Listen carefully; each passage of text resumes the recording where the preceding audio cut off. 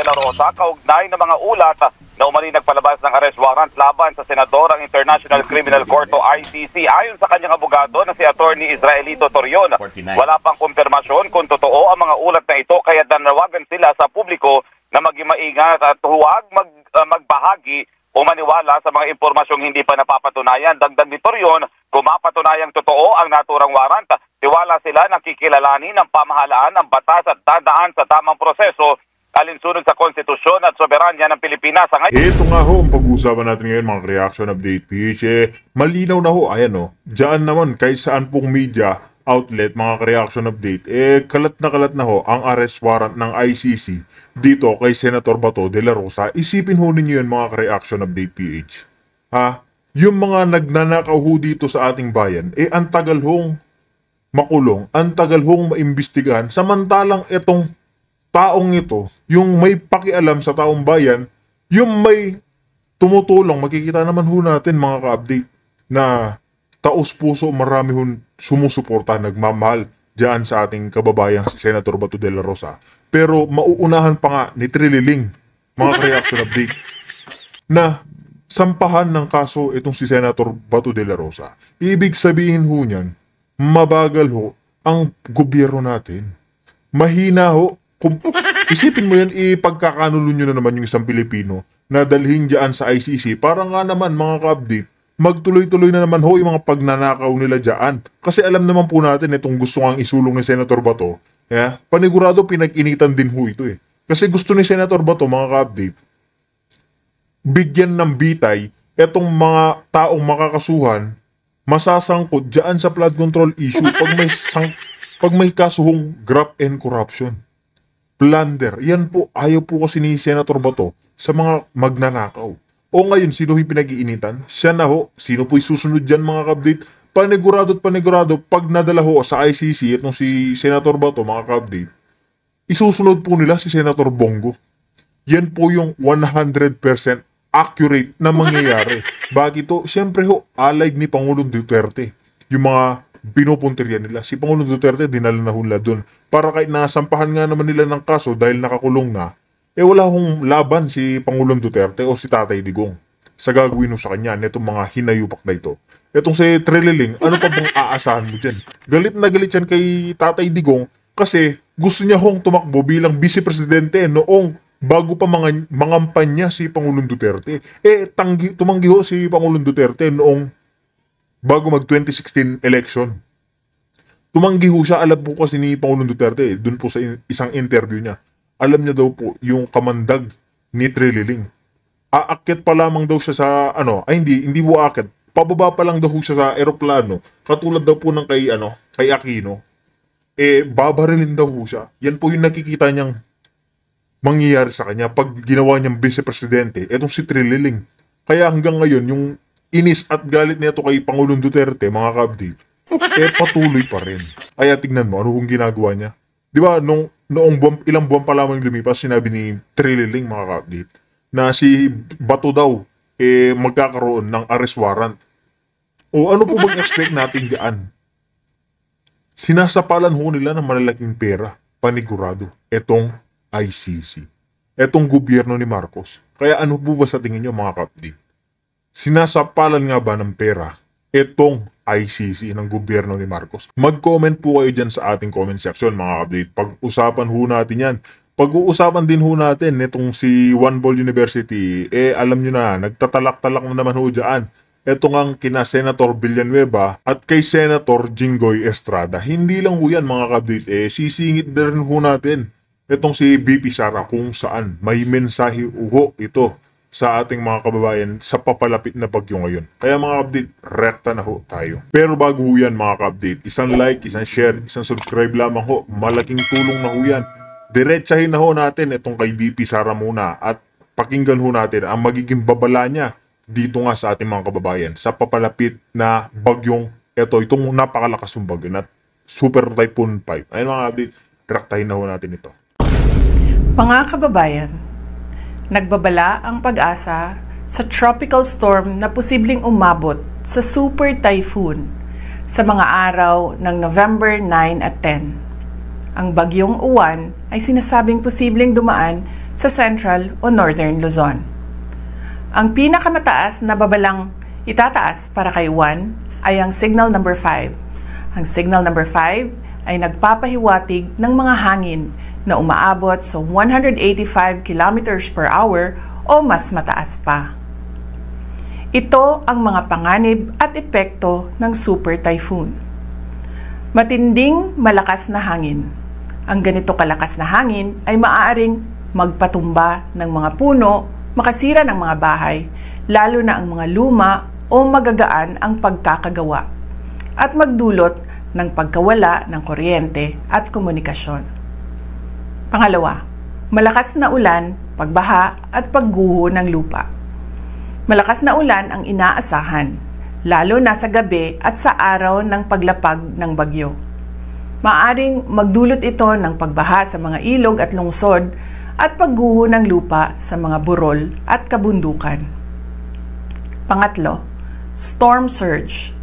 Para sa mga pamayanang nakaharap sa dagat, malaking panganib ang storm surge at malalaking alon. Ibig sabihin, ang tubig dagat ay maaring umabot sa loob ng kalupaan, magdulot ng pagbaha at pagguho ng dalampasigan. Pang-apat, mga epekto pagkatapos ng bagyo. Pagkawala ng kuryente, tubig at transportasyon. Asahan ang mga abala gaya ng natumbang linya ng kuryente, putol na komunikasyon, saradong daan dahil sa debris o pagbaha, at pagkaantala ng supply ng pagkain at gasolina. Ang mga serbisyo ng emergency at rescue ay maaring ma-overload o maantala. Ito naman ang mga paalala para sa ating kaligtasan. Una, maghandang lumikas. Kung ikaw ay nakatira sa mapanganib na lugar o high-risk area tulad ng baybaying dagat, madaling bahain, o madaling gumuho ang lupa, maghanda sa paglikas kapag inutos na ng mga otoridad. Tandaan, ang maagang paglikas ay mahalaga sa kaligtasan. Pangalawa, siguraduhin ang ari-arian. Ilagay sa loob o itali ng maayos ang mga bagay na maaring liparin ng hangin. Putulin ang mga sanga ng puno at siguraduhin nakasara ng maayos ang mga bintana at pinto. Pangatlo, maghanda ng mga supply at ilagay sa loob ng waterproof bag. Magtabi ng pagkain, tubig, gamot, baterya, flashlight para sa hindi bababa ng 3 araw. I-full charge ang mga cellphone at power bank. Pang-apat, iwasan ang pagbiyahe, lalo na pagkatapos tumama ng bagyo. Maaring sarado ang mga daan at kanselado ang mga biyahe. Delikado ang pagguho ng lupa at pagkahulog ng mga puno.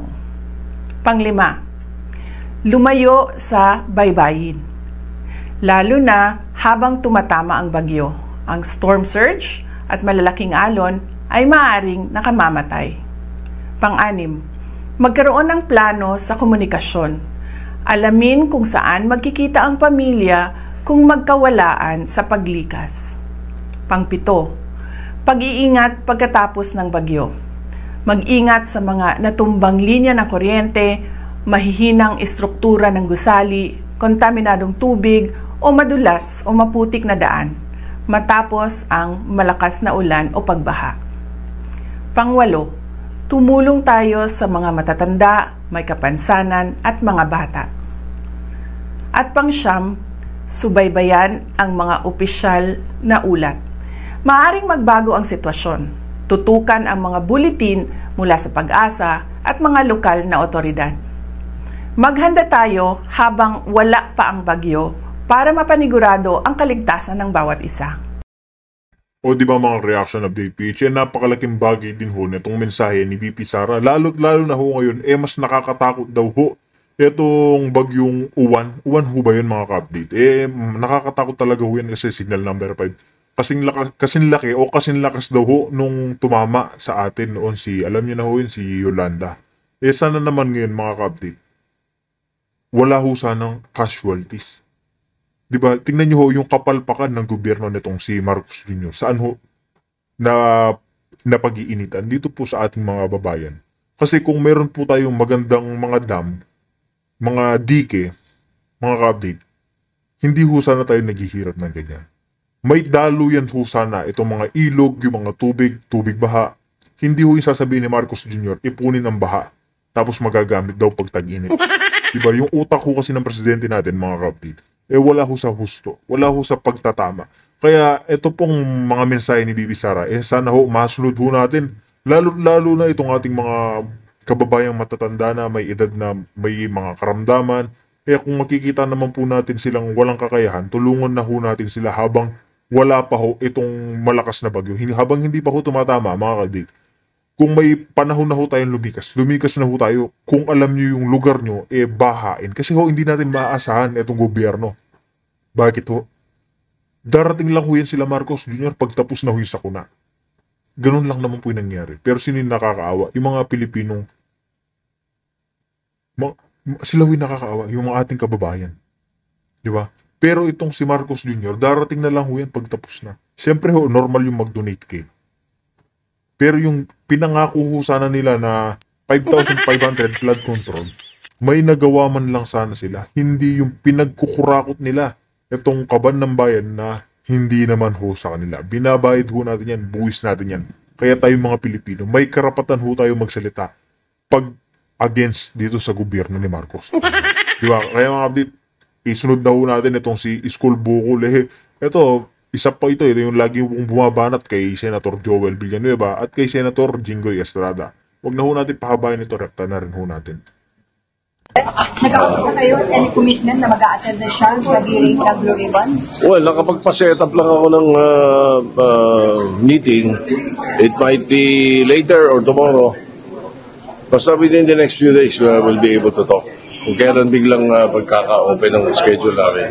Sino nag-seek ng meeting? Si Speaker Romualdez mismo o kayo po? Hindi, si Senator Lacson, pinaalala niya sa akin. At meron namang mga messages from the House of Representatives na pinag-uusapan namin yung tungkol dyan, tungkol sa hearing. So, minabuti namin na siguro mag-usap kami ni former Speaker.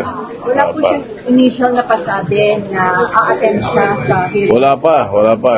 Medyo matagal-tagal kami hindi nakakausap eh. So, except this communication that we might have to meet very soon. Yes, the main purpose of the meeting is to talk about your flood control.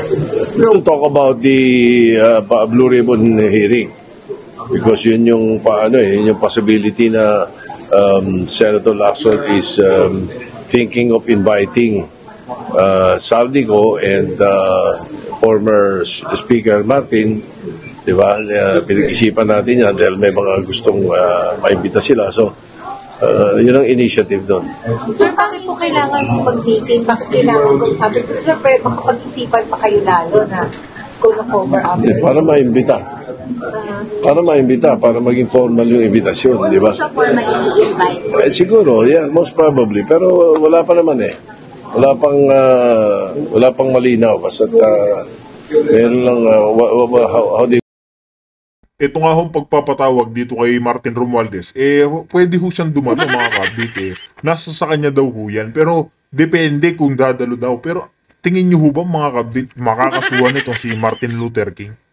Di ba parang napaka-imposible hong gawin nila yan. Panigurado at panigurado, gagawin ho nila yan, state witness lang. Di ba? Kumbaga siya pa yung maglalahad kung sino yung mga ilalaglag nila.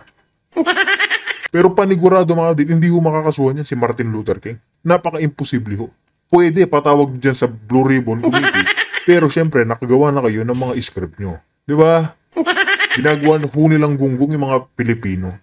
Sila naman itong mga bobo. Merong mga initiative na makausap siya para maimbitahan. Pero wala pang ano. Pero yung invitation letter, dinaan mo kay Speaker Lee para kay Martin Romualdez. Wala pa. Wala pa rin po. Wala pa. Puro ano pa lang yan. Puro sketching usapan. Wala pang formal. Wala pang letter. Wala pang ano. Meron lang kami mga common friends na nababanggit na baka dapat mag-usap para malaman kung mag-iimbita kami, kung i-imbitahin through speaker or diretso kay kay Congressman Martin. Pero Ganun sure lang na yan. po ba yung November 14? So, nabakante na po ba yung 14 for the CRC hearing? We'll verify. We'll verify soon, I'm sure. I'll be talking to Senator Lacson maybe later or tomorrow. Sir, sorry po, pa-clarify lang, sir. Kakausapin po si former Speaker Romualdez. Hindi, pinag-iisipan lang namin. Apo. Ano po? Pinag-iisipan lang namin na kung iimbitahan, baka pwedeng diretso imbitahin or through Speaker Boji. So, siguro mas maganda kung diretso namin siyang iimbitahin. Di ba? Sir, Ganun lang yun. ganun ang gawin because he's a sitting congressman. Ayun na tinatawag na interparliamentary courtesy. Hindi basta-basta kasi pwede madali yun. Hindi ginagawa yun. At di rin nila ginagawa sa amin yun. Sir, kilala niyo na ba yung very important witness? Si Saldi, walang problema kasi hindi na siya congressman. Di ba naman narinig naman po natin itong parliamentary courtesy kay Martin Romualdez. Hindi daw basta-basta. O ano po bang ibig sabihin yan mga ka-update? Eh di pinoprotektahan ho nila. Hindi pa ba obvious yun mga ka-update? Hindi pa ba obvious yung ginagawa ho nilang pagtatakip dito kay Martin Luther King? Di ba, One Ball University, halatang halata naman na yung galawan nyo ni Ping Escalera. Tanong lang, magkano yung sinasampal sa inyong billion o million netong ni Martin Luther King? Di ba? Sir, kilala niyo na yung very important witness na harap po sa inyo. I leave it to Senator Lacson. Siya nang nakakaalam. Pero na-mention na si Senator. May nabanggit siya. Sir, niliniwanag namin doon sa wala sinabi sa mga were recommended na kasuhan sa ombudsman. Ano ka mo? Sorry? Dalawa lang po kayong kasama, Senator Joel, Senator Jimbo. Were recommended to be charged. How is the leadership handling this? We have yet to see if how it evolves. Balita pa lang yun eh. Wala pa namang, it's very difficult to react to something that is not concrete yet. But isang claim is attack daw ito, orchestrated attack sa Senate as an institution. You can take it whatever way you want. Ganun talaga eh. Mayroong mga mag-iisip ng ganito, may mag-iisip ng mabaganda, may mag-iisip ng masama, hindi mo iaalis yun sa... Pero how do you look at it, sir? Individual issues ito? I don't look at it. I concentrate on my work as Senate President. Pero hindi yung nakaka-demoralize sa Senate yung may mga ilang senador na Hindi, basta kaya nagtatrabaho kami, gagawin namin ang trabaho namin. Ang napaka-importante sa amin ngayon, and I always say this, the single most important piece of legislation that we must pass is the budget. We need to pass a 2026 clean budget under my watch as far as the Senate is concerned. That is my primary objective now. Kaya yung mga ganyang mga issue, I don't allow it to I don't allow it to stymie the work of the Senate, especially the Senate President's office. So, paano kumabot sa punto na makasuhan sa Sandigan Bayan at ma-issuehan ng warrant of arrest? Hindi niyo obligasyong protektahan yung mga senador. We'll cross the bridge when we get there. Basta there are legal means, there are ways, there are laws and legal ways that we should handle things. Everything should be, by the book or by the law. Hindi kayo magbibigay ng mga legal assistance, parang gano'n. Puro speculative yung mga tinatanong ninyo. Hindi. It's very difficult to answer directly dahil puro speculative eh. Kung walang mangyari sa lahat na sinabi niya, tapos sagot ako ng sagot dito. O, di ba? Hindi yung pangit. Are you not concerned po na yung pagbabalik po ni Senator Ping as during concern, baka magkwas naman ng unrest sa iba niyang kasamahan po? Hindi siguro because alam naman ng mga kasamahan namin na siya rin ang gusto nila eh. So walang issue sa Senate leadership? I don't think so. And if ever there is, no problem with that. I always serve at the pleasure of my peers. Baka mas madali pa nga yung senador ka lang kasi ikaw ay official eh. Pero as we speak for your confident of retaining for the leadership pag-open ng November 10? I think so. So sir, resumption na ng session on Monday. Ano yung assurance na ma-approve na agad yung inyong proposed bill 1275, yung proposed creation? 1215. At 1215. This week, as we open, I was informed by Senator Francis Pangilinan that he will be sponsoring the bill. May committee report na sir. Ginagawa na yung committee report. So, if it is circulated by Monday or even before Monday, pwede siya mag-sponsorship either Monday or Tuesday. Kasi Tuesday pa naman ang sponsorship ng budget eh. Kasi sa tingin nyo, hindi na magtatagal yung debate sa plenary considering na may urgency nga na ma-approve agad. Oo, tingin ko hindi, maiksi lang yan. Maiksi lang ang debates dyan kasi ano naman yan eh. Kita naman yung pattern sa ICI. So. But the ICI is very limited. The IPC would be more encompassing. Tsaka may question na sir sa constitutionality ng ICI sa Supreme Court. Oo, maliwanag ito. It's going to be a law. If ever both houses pass it. So saan mo una yung ma-approve kaysa sa budget, yung inyong proposed bill na yan sa tingin? Ay, sigurado. Oo. Hopefully, before the budget is passed on second reading or even, siguro, at the worst, after third reading. Pwede na rin namin mag-third reading sa IPC. So, pwede maging batas ito, sir, by December or before the year ends? Depende sa House. Sa amin kasi talagang aapurahin namin yun. Isisingit namin pilit sa budget eh. And the House naman would be able to take it up soon. And the President, sir, how about the President, sir, supporting dito? Maganda, sana, yes. I believe the President is very supportive. May commitment na siya, sir, na isa-certify a surgeon? Hindi pa naman, pero I know for a fact na medyo lately, the President has been very careful about certifying measures as urgent because of the 3-day rule. Na kung minsan yung 3-day rule, pag minalis mo yung 3-day rule, on the day of the second reading, you may approve on third reading. Now, if that happens and there are errors, pinasan nyo yung may error. And it has happened before. So, maganda na rin yung ayaw niya mag-certify ng urgent. Unless one-page bill na malinaw na pati comma, semicolon at period ay tama. Diba? Because before, we have not allowed what happened in 2025. We never allowed that, even during the time of Senator Salonga and all the way to my time. Kahit comma, semicolon ng mali, we bring it back to the floor. SB, kung sakali ipakontempt po si Salvi ko, are you inclined to sign yung arrest warrant? Tsaka sabi rin po ng abogado niya, may mga death threats daw kaya ayaw po bumalik ni Salvi ko. Let's put it this way. Immaterial sa akin kung sino pangalan ng kinontempt or kung sino yung inisyuhan ng committee or ng Senate ng subpoena. As long as it is within the bounds of the power of the Senate, I will sign it. No matter who that person is. So, I don't look at the personalities, I look at the work that has to be done by the Senate President. Sir, yung budget, tama po ba Monday to Friday ang session para sa budget? Yun ang plano namin. As a matter of fact, as we speak, I'm about to meet Senator Sherwin Gatchalian to discuss that.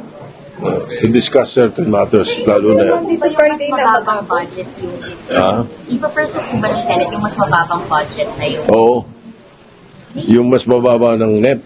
Oo, yun ang plano namin. Because dami naman kami nakikitang pwedeng alisin eh. At saka sumasakayo naman ng presidente na pwedeng alisin. Hindi siya may amount, estimate? Hindi siya may how much?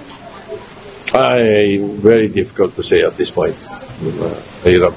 And then, sir, yung Monday to Iyon nga mga kabdit, no? Kitang-kita naman na ho ng taong bayan kung paano mang protekta itong si Iskul Bukod dyan kay Martin Luther King. Pero ano ho ba sa tingin nyo ang totoong binabalak ng mga ito kay Senator Bato de la Rosa? Bakit ho nagkaroon ng ICC warrant of arrest?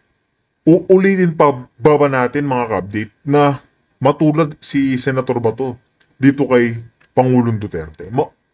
Papabayaan pa ba natin mga kabdit na isang Pilipino na naman po ang ipapadala nila dyan sa dahig? Magkomento ho kayo dyan sa ating comment section mga kabdit. Pag-usapan ho natin yan Kaya dito na ho natin tatapusin ang ating reaction video.